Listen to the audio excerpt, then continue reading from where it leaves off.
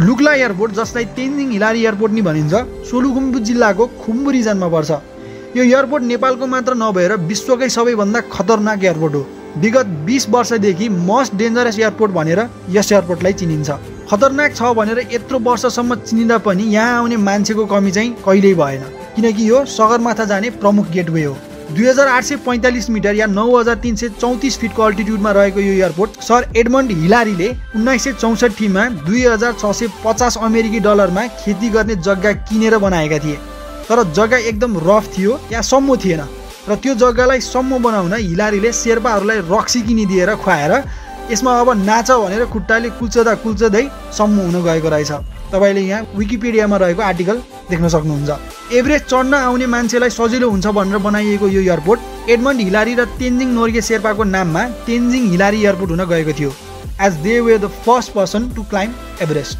लुक्लामा चाहिँ एकदम छोटो रनवे र पार्किङ स्पेस म्यानेज गर्न गाह्रो भएको भएर खतरनाक छ। टाइम टु टाइम एक्सिडेन्ट र क्रास भइरहेको छ। झन् टेक अफ र ल्यान्डिङको बेलामा मुटु नकाप्ने मान्छे नै हुँदैन होला। यदि भनेको बेला टेक अफ